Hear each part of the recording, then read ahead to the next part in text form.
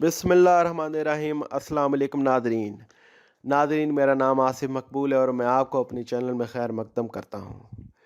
Nadreen, जैसा कि आपको याद होगा कि तुर्की पर बनने वाली वीडियो में हमने आपके साथ खिलाफत उस्मानिया यानी ओटोमन अम्पायर के मतलब कुछ इन्फॉर्मेशन शेयर की थी और ये भी कहा था कि ये वो खिलाफत उस्मानिया है जिसने करीबन 6 सदियों तक दुनिया के 3 बड़े आदमों में अपनी ताकत और शान शौकत का परचम लहराया। इन्हीं 6 सदियों में एक ऐसा बादशाह भी गुजरा है जिसने अपनी बहादुरी, अस्करी क़ुव्वत और अपने अंदाज़े हुकूमत की वजह से अपने दौर की खिलाफत उस्मानिया को दुनिया की सुपर पावर बना दिया और जिसे तारीख़ ने सुलेमान द मैग्निफिसेंट के नाम से जाना। जी हाँ, सुल्तान सुलेमान, जो कि खिलाफत उस्मानिया का 10वें नंबर का बादशाह था। इसको ये आज़ाद हासिल है कि इसने खिलाफत उस्मानिया में सबसे ज़्यादा लंबे अरसे तक हुकूमत की। सुल्तान का दौर हुक्मरानी करीबन 46 बरसों तक मुहीत है।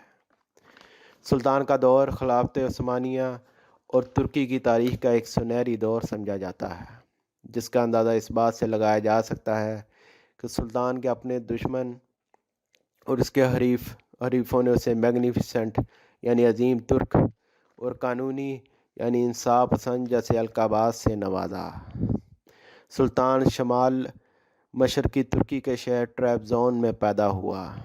एक मशहूर तारीख़दान का ये कहना है कि आज तक कोई ऐसा शहज़ादा पैदा नहीं हुआ जो कि सुल्तान सुलेमान के जितना पढ़ा लिखा हो, और आज तक कोई ऐसा हुक्मरान नहीं गुज़रा जिसने सुल्तान जैसी हुक्मरानी की हो। इक़्तिदार का मनसब संभालने से पहले सुल्तान रूस के जज़ीरा नुमा इलाके क्रीमिया का गवर्नर था, जो कि उस वक्त खिलाफत उस्मानिया का एक अहम हिस्सा समझा जाता था। और 1522 ईस्वी में जब सुल्तान के वालिद सलीम अव्वल का इंतकाल हो गया तो सुल्तान को सिर्फ 26 बरस की उम्र में इक़्तिदार का मनसब सौंप दिया गया। इक़्तिदार पर बैठते ही सुल्तान ने सबसे पहले अपनी सल्तनत में फैली हुई बगावतों को कुचलना शुरू कर दिया और उसके बाद फतूहात का ना रुकने वाला एक तवील सिलसिला शुरू हो गया। इस मकसद के लिए सुल्तान ने सबसे पहले यूरोप की तरफ मार्च किया, जहां 1522 ईस्वी में उसने मशहूर यूरोपीय इलाकों बलगराद और रोड्स को फतह कर लिया। इसके बाद 1526 ईस्वी में सुल्तान ने हंगरी के इलाके को फतह किया और उसके बाद 1529 ईस्वी में सुल्तान वियना की सल्तनत की तरफ बढ़ा, जो कि उस वक्त रोमन अम्पायर का एक अहम हिस्सा समझी जाती थी। मगर सख्त सर्दी और मौसम की सख्ती की वजह से सुल्तान आगे बढ़ने में नाकाम रहा।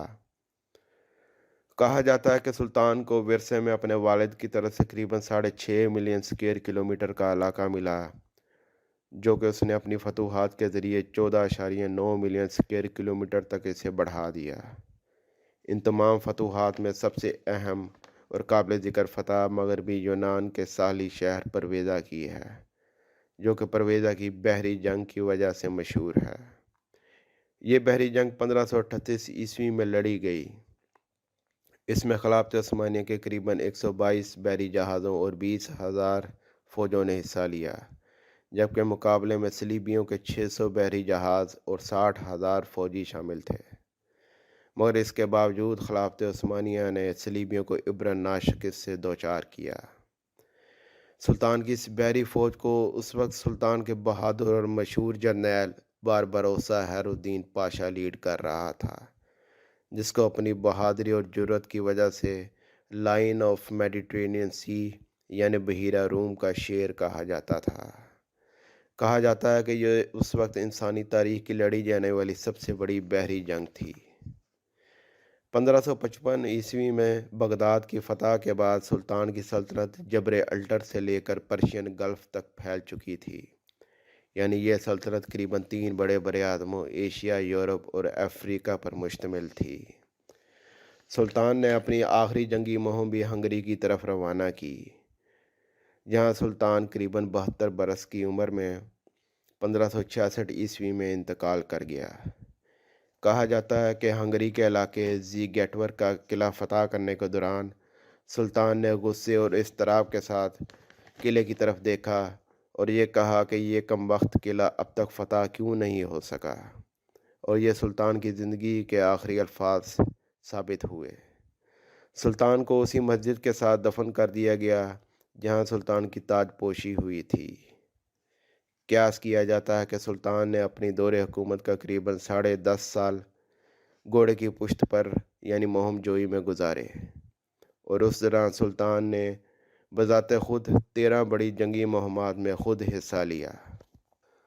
سلطان نے بہترین انتظامی اور سیاسی صلاحیتیں اپنے دادا سلطان محمد دوم سے ورثے میں حاصل کیں، جبکہ اس نے عسکری صلاحیتیں اپنے باپ سلیم اول سے ورثے میں حاصل کیں۔ سلطان میں بہترین انتظامی اور سیاسی صلاحیتیں موجود تھیں۔ کہا جاتا ہے کہ جدید یورپ کے بننے میں سلطان کا بہت بڑا ہاتھ ہے۔ سلطان کے یورپی علاقوں میں پروٹیسٹنٹ کافی بڑی تعداد میں رہتے تھے، جو کہ آئے روز رومن امپائر کے ظلم و ستم کا نشانہ بنتے رہتے تھے۔ سلطان نے یورپ فتح کرنے کے بعد انہیں رومن امپائر کے ظلم و ستم سے بچایا اور اپنی تحویل میں لے لیا۔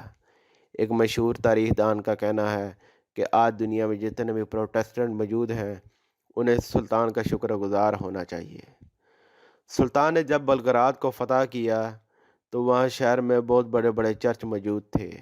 سلطان نے انہیں انہی حالت میں رہنے دیا اور مسجد میں نہیں بدلا، بلکہ وہاں کے مقامی لوگوں کا یہ عقیدہ تھا کہ وہ اپنے بادشاہوں کو قیمتی زیورات پہنا کر دفن کیا کرتے تھے۔ سلطان اور اس کی فوج نے ان کے بادشاہوں کے مقبروں کو بھی انہی حالت میں رہنے دیا۔ سلطان کو جن مشہور القابات سے نوازا گیا ان میں ایک مشہور لقب قانونی کا بھی ہے۔ قانونی عربی زبان کا ایک لفظ ہے جس کے معنی انصاف پسندی کے ہیں، جس کا اندازہ اس بات سے لگایا جا سکتا ہے کہ امریکہ کی کانگریس کی عمارت کے اندر دنیا کے 23 بڑے انصاف پسند حکمرانوں کی پورٹریٹ آویزاں ہیں، جن میں ایک سلطان کا بھی ہے۔ سلطان نے جب مصر کو فتح کیا تو وہاں اپنے ایک گورنر کو نامزد کیا، جس نے ایک دفعہ معمول سے زیادہ ٹیکس اکٹھا کر کے استنبول بھیجا۔ سلطان نے خوش ہونے کی بجائے تعجب کا اظہار کیا اور زائد ٹیکس کو مصر واپس پہنچا دیا اور یہ حکم دیا کہ یہ ٹیکس وہاں کے لوگوں کی فلاح و بہبود پر خرچ کیا جائے۔ ایک دفعہ سلطان جب بلگراد کی مہم سے واپس آ رہا تھا تو راستے میں ایک مقامی نے سلطان سے شکایت کی کہ اس کے چند فوجیوں نے اس کی فصلوں کو تباہ کر دیا ہے۔ سلطان نے اپنے فوجیوں کو بلایا اور اسی وقت انہیں سخت ترین سزا دی۔ اسی طرح ایک دفعہ جب سلطان مالدووا کی مہم سے واپس آ رہا تھا تو ایک غریب عیسائی نے یہ شکایت کی کہ اس کے 2 فوجیوں نے اس کے گھر کو جلا دیا ہے۔ سلطان نے اس غریب عیسائی کا نقصان کا ازالہ کیا اور اپنے فوجیوں کو سخت ترین سزا دی۔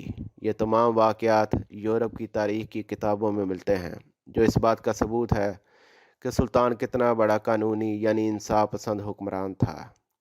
ناظرین، اب تک کے لیے اتنا ہی، ہمیں اجازت دیجیے۔ انشاءاللہ آپ سے اگلی ویڈیو میں ملاقات ہوگی۔